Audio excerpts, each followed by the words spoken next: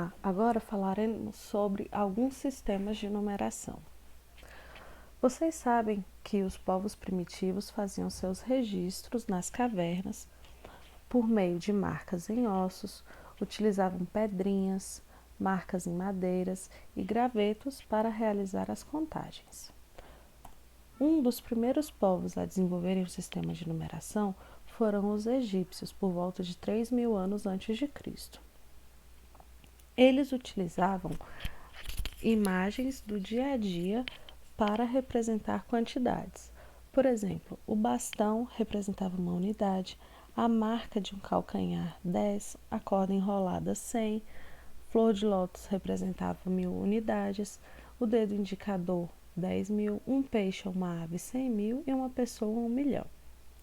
Para representar o número 23, ele utilizava a marca de 2 calcanhares e 3 bastões. Para representar o número 135, eles utilizavam o símbolo que representava 100 quantidades, mais o símbolo que representava 30, mais o símbolo que representava 5. Então, era uma corda enrolada, 3 calcanhares e 5 bastões. A mesma coisa para o número 1205.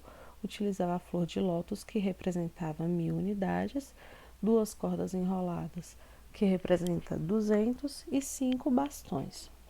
Essa maneira de representação utiliza o processo aditivo, em que são adicionadas as quantidades de acordo com o símbolo de cada uma delas.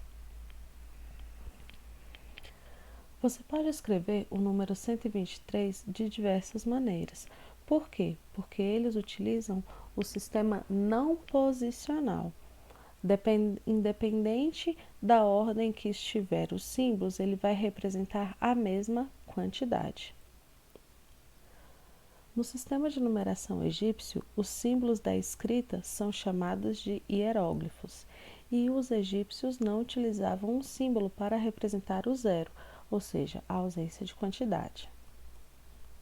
No sistema de numeração romano, nós temos letras para representar as quantidades.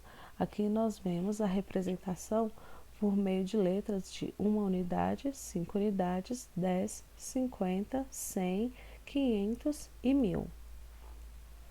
Os símbolos I, X, C e M, eles podem ser repetidos até 3 vezes e os seus valores são adicionados. Então, mais uma vez, é utilizado o processo aditivo. Quando os símbolos de valor menor aparecem à direita de um valor maior, eles devem ser adicionados a ele.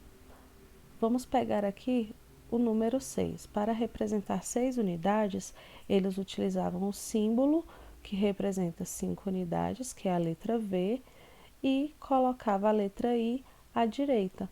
Quer dizer, então, que eu vou ter 5 unidades mais uma, representando 6 unidades.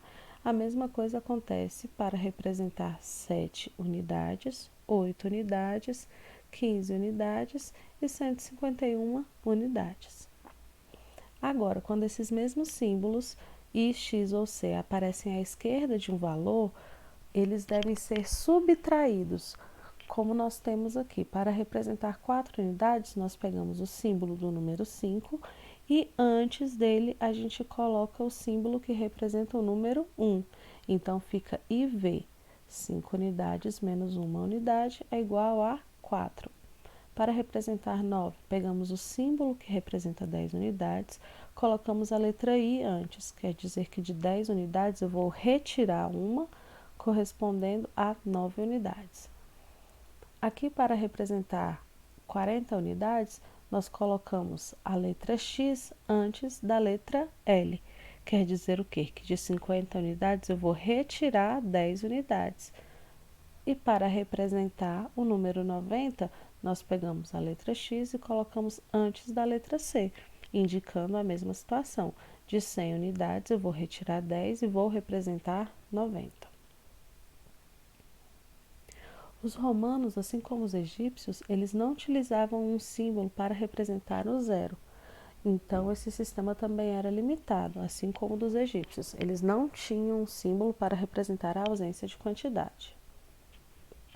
O sistema de numeração indo-arábico, ou sistema decimal, ele foi criado pelos hindus, aperfeiçoado e divulgado pelos árabes. Por isso ele é chamado de indo-arábico. Esse sistema é utilizado no Brasil e no mundo.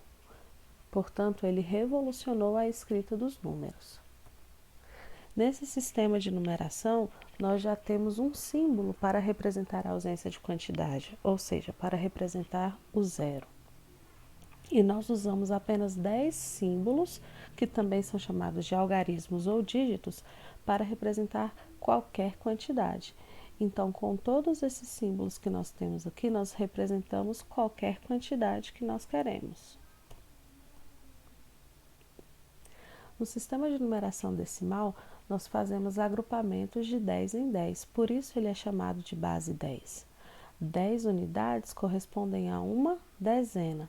10 dezenas corresponde a uma centena, 10 centenas corresponde a uma unidade de milhar, e assim por diante. Nesse sistema, a ordem do símbolo, a posição que o algarismo está, vai interferir diretamente na sua quantidade. Por isso que ele fala que é posicional. Observem que aqui o número 4 ele está indicando 40 unidades, o número 6 está indicando 6 unidades. Agora, com esses mesmos símbolos, porém trocando a ordem, trocando a posição, nós já representamos quantidades diferentes. O 6 vai representar 60 unidades e o 4, 4 unidades. Portanto, escrever 46 é diferente de escrever 64. Estamos representando quantidades diferentes. Para finalizar, o sistema de numeração indo-arábico, ou decimal, ele é dividido em ordens e classes. Por que é essa divisão? Para facilitar a leitura e a escrita.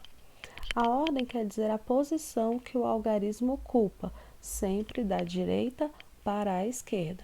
Então, iniciamos aqui na ordem das unidades, que é a primeira ordem, depois as dezenas, segunda ordem, as centenas, terceira ordem, e assim até o infinito. A cada 3 ordens, nós temos uma classe. A primeira, a segunda e a terceira ordem, temos a classe das unidades simples. Quarta, quinta, sexta ordem, temos a classe dos milhares. Sétima, oitava e nona ordem, a classe dos milhões. Um número, dependendo da ordem que ele esteja, ele vai representar, então, quantidades diferentes. Pegando como exemplo o algarismo 2. O algarismo 2, aqui na classe das unidades simples, ele está na segunda ordem, que é a ordem das dezenas. Então, o algarismo 2 vai representar 20 unidades. Agora, utilizando esse mesmo algarismo, porém, ele lá na oitava ordem das dezenas de milhão, ele vai representar 20 unidades de milhão, ou seja, 20 milhões. E esse mesmo algarismo aqui na 11ª ordem das dezenas de bilhão, ele já vai representar 20 bilhões. Então, no sistema de numeração decimal, a posição do algarismo vai interferir diretamente na quantidade que ele representa. Finalizamos, até o próximo vídeo. Tchau, tchau.